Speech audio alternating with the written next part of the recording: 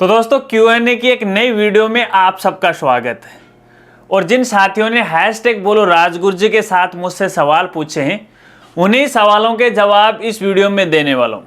अगर आपने भी कोई सवाल पूछा है तो इस वीडियो के साथ हो आप बने रहिए। नमस्कार साथियों, मैं हूँ आपका अपना साथी राजगुरुजी और आप देख रहे हैं राज स्कूल हेल्प यूट्यूब चैनल। तो चलिए दोस्तों, आज सीधे सवालों का सिलसिला है वो शुरू कर देते हैं और देखते हैं कि किस किस साथी ने आज मुझसे क्या क्या पूछा है। और आज के हमारे पहले साथी हैं जिनका नाम है विकास, और ये पूछ रहे हैं सर रीटोटलिंग के बाद मेरी मार्कशीट नहीं आई है, 2 महीने से ज़्यादा हो गए हैं, 12 क्लास की है। तो विकास, मैं आपको कहना चाहूँगा, देखिए रीटोटलिंग के बाद है थोड़ी मार्कशीट है वो लेट आती है। 2 महीने भी लग जाते हैं, 3 महीने भी लग जाते हैं, 6 महीने भी लग सकते हैं। लेकिन इसके लिए आपको अपने जो संबंधित स्कूल है उसके संपर्क में आपको रहना चाहिए, क्योंकि जो मार्कशीट है वो उसी स्कूल में आएगी। तो थोड़ा सा आप वेट कर लीजिएगा, 100% है वो मार्कशीट आ जाएगी। ठीक है, चलिए अगले साथी का सवाल लेते हैं और पूछने वाले हैं आचार्य गोविंद, और ये पूछ रहे हैं sir if someone has not taken admission in college can he get the benefit of laptop scheme. तो ये आचार्य गोविंद, मैं आपको कहना चाहूंगा, देखिए जब भी किसी भी सरकारी योजना का कोई लाभ उठाना है तो पहली बात तो है कि आपको रेगुलर होना पड़ेगा। अगर आप रेगुलर नहीं हैं तो उस स्कीम या योजना का आप फायदा है वो उठा नहीं सकते। तो जाहिर सी बात है आपको रेगुलर होना पड़ेगा। चलिए अगले साथी का सवाल लेते हैं और पूछने वाले हैं जीतू 2003, और ये पूछ रहे हैं सर मैंने कॉपी रीचेकिंग करवाई जिसमें 32 नंबर बढ़े लेकिन अभी तक ऑनलाइन मार्कशीट में नहीं जुड़े हैं। तो जीतू 2003, मैं आपको कहना चाहूंगा, ये सुनकर मुझे भी बड़ा अफसोस हो रहा है कि 32 नंबर बढ़े हैं, कि जो एग्जामिनर है, बोर्ड है, वो इन बच्चों के भविष्य के साथ वो खिलवाड़ कर रहा है। खैर कोई बात नहीं, आपके 32 नंबर बढ़े हैं, मेरी तरफ से आपको बहुत बधाई, मुझे बहुत अच्छा लगा। बात करते हैं ऑनलाइन रिजल्ट की। तो देखिए जिस हिसाब से आप जो ऑनलाइन रिजल्ट देखते हो वहां पर आपका जो रिजल्ट है अभी तक अपडेट नहीं हुआ, क्योंकि वो जो रिजल्ट है वो पहले है वो अपडेट किया गया था या साइट पे अपलोड किया गया था। 32 नंबर बढ़े हैं, बढ़ी हुई जो मार्कशीट है संबंधित स्कूल में आ जाएगी, नो टेंशन। जब सर्वर पर आपका रिजल्ट अपडेट होगा बाद में तो आपका रिजल्ट है वो भी ऑनलाइन है वो शो होने लग जाएगा। ठीक है, शायद आप समझ गए होंगे। चलिए अगले साथी का सवाल लेते हैं और पूछने वाले हैं शर्मा जी की पाठशाला, और ये पूछ रहे हैं सर मुख्यमंत्री उच्च शिक्षा छात्रवृत्ति का फॉर्म 24 को भर दिया था, परंतु कॉलेज की तरफ से पेंडिंग है और लास्ट डेट निकल गई, तो कॉलेज की तरफ से रिजेक्ट किए जाने पर क्या इसे फिर से एडिट किया जा सकता है, बताएगा सर, धन्यवाद।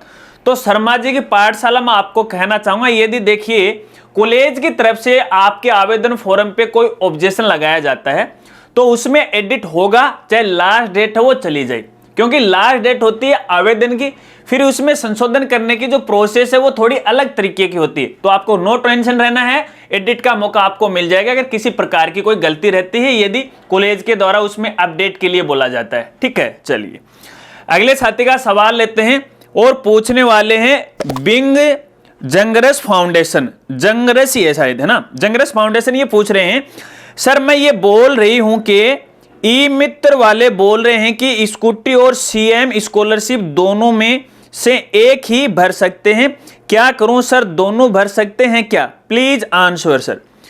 तो बीइंग जंगरस फाउंडेशन में आपको यहां पे कहना चाहूंगा, देखिए एक तरीके से देखा जाए तो बात उनकी सही है, क्योंकि स्कॉलरशिप के लिए, क्योंकि अलग अलग स्कॉलरशिप है, केवल आपको एक ही स्कॉलरशिप है वो मिल सकती है, लेकिन दिशा निर्देश में एक बात है वो कही गई है, समझिए सुनिएगा इसे, कि अगर आपको पहले से किसी केंद्र सरकार या फिर राज्य सरकार के द्वारा कोई छात्रवृत्ति मिल रही है तो आप दूसरी छात्रवृत्ति के लिए आवेदन नहीं कर सकते।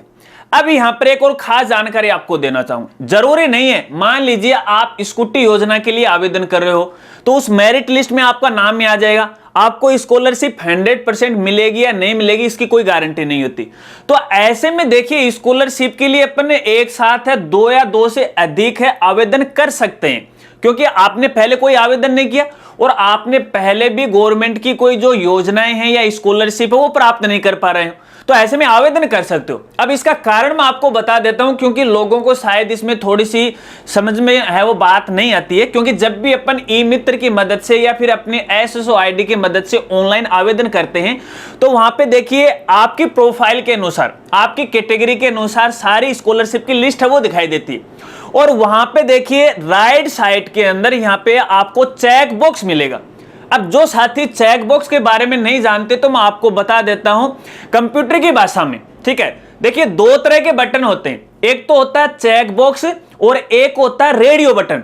रेडियो जो बटन होता है वो बिल्कुल गोल होता है और जबकि चेक बॉक्स होता है वो चकोर होता है, ठीक है।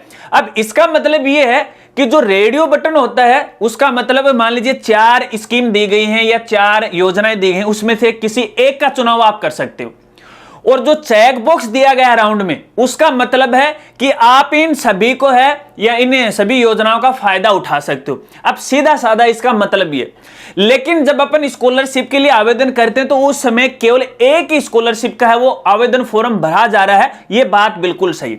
लेकिन आप ट्राई कीजिएगा कि मान लीजिए आपने स्कूटी योजना के लिए आवेदन किया, उस फॉर्म को आप फाइनल सबमिट कर दीजिएगा और सबमिट करने के बाद उससे पुनः दूसरी, मान लीजिए आप सीएम जो उच्च शिक्षा छात्रवृत्ति के लिए आवेदन करना चाहते हो तो उसकी आप ट्राई करके देखिएगा। हालांकि मैंने तो अब तक है वो ट्राई करके नहीं देखा है, किसी बालिका का आवेदन फॉर्म मैंने नहीं भरा है कि भाई 2 स्कॉलरशिप को लेके, लेकिन एक बार आप ट्राई करके देखिएगा। अगर आप नहीं भी कर रहे हैं, ई मित्र वाले नहीं कर रहे हैं, तो आप अपने जो एसएसओ आईडी है उसके जो पासवर्ड हैं आप मुझे मेल कर देना, ठीक है। और मैं आपकी मदद करने की कोशिश करूंगा। अगर अप्लाई होगा तो जरूर करूंगा और मेल में आपके मोबाइल नंबर है वो जरूर देना, ताकि क्योंकि एक ओटीपी आएगी ताकि मैं आपसे पूछ लूं। और आप इंस्टाग्राम पे मुझे फॉलो कीजिएगा, ठीक है। वहां पर इसके बारे में मैं आपसे जानकारी है वो और ज्यादा है वो पूछूंगा। शायद आप समझ गए, काफी बड़ी जानकारी है वो दे दी, लेकिन ये समझाना जरूरी था। चलिए अगले साथी का सवाल लेते हैं और पूछने वाले हैं डिफेंस स्टडी बाय एसके। और ये पूछ रहे हैं सर, प्राइवेट बीएससी करने के बाद क्या रेगुलर एमएससी कर सकते हैं क्या? एंड एमए प्रवेश पीडीयू-एसयू के फॉर्म कब से भरे जाएंगे प्राइवेट स्टूडेंट के? तो देखिए सीकर यूनिवर्सिटी का तो आप थोड़ा वेट कर लीजिएगा, अपडेट आएगा तो बिल्कुल जानकारी दूंगा, ठीक है। बार बार इस प्रकार का आप सवाल मुझे मत पूछे, क्योंकि अपडेट आएगा तो मैं आपको जरूर बताऊं। इसके बाद मान लीजिए 1 साल आप प्राइवेट कर रहे हो, फिर रेगुलर करना चाहते हो, या पहले रेगुलर कर रहे हो फिर प्राइवेट करना चाहते हो तो कर सकते हो, ठीक है। यहां पर कौन से पूछ रहे हैं? बीएससी अगर आप रेगुलर कर रहे हो, सॉरी क्या पूछ रहे हैं, हाँ, अगर बीएससी आप प्राइवेट कर रहे हो और एमएससी आप रेगुलर कर सकते हो, नो टेंशन, ठीक है। चलिए अगले साथी का सवाल लेते हैं और पूछने वाले हैं जतीन। और ये पूछ रहे हैं कि 15 दिन पहले सभी के मॉडल पेपर आ गए थे पर कॉमर्स वालों का नहीं आया, शायद वो अपलोड करना भूल गए, तो प्लीज कुछ कीजिएगा। तो जतिन मैं आपको कहना चाहूंगा, देखिए कई बार ऐसा हो सकता है, और मैंने आपको लास्ट वीडियो में भी बताया था संडे कमेंट बॉक्स वाली के अंदर कि अभी उसमें थोड़ा सा टाइम है वो लग रहा है। हालांकि बोर्ड अधिकारियों से मैंने बात की तो बोल रहे हैं कि हो रहा है, ठीक है। फिर भी एक बार मंडे को उनको अवगत करा देंगे और जल्दी से जल्दी अपलोड करवाने की कोशिश करेंगे। अब देखते हैं कि यार काम तो बोर्ड का होता है, मैं तो एक सूचना का जरिया हूँ, सूचना पहुंचा सकता हूँ। अब वो क्या करते हैं क्या नहीं करते हैं यार, उसमें तो देखिए मैं ज्यादा मदद नहीं कर सकता, लेकिन फिर भी कोशिश है वो जरूर करेंगे।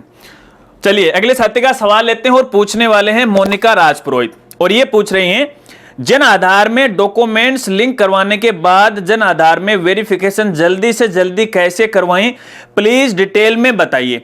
तो देखिए जल्दी से जल्दी करवाने का तो एक ही कारण है, ठीक है, और वो ये है कि आपके संपर्क के होने चाहिए। जहां से आवेदन फॉर्म में वेरीफाई होता है उनके नंबर आपके पास होने चाहिए, मोबाइल नंबर कॉल कीजिएगा कि मेरा जो जन आधार है उसको अपडेट किया है, जल्दी से इसे वेरीफाई कीजिएगा, ठीक है।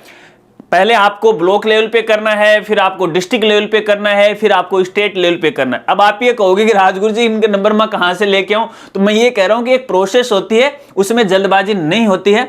15 दिन का इनका समय होता है, 15 दिन से पहले पहले इनको काम करना ही पड़ेगा। बाकी अगर आपकी जानकारी है तो आप कर लीजिएगा, और वैसे भी इनके टोल फ्री नंबर है, हेल्पलाइन नंबर है, उनसे आप संपर्क कीजिएगा, हो सकता है कि थोड़ा सा और जल्दी हो जाए, ठीक है। चलिए अगले साथी का सवाल लेते हैं, और लेते क्या है कि सवालों का सिलसिला तो कंप्लीट हो गया, और आशा करता हूं कि शायद आपके सभी सवालों के जवाब आपको मिल गए होंगे।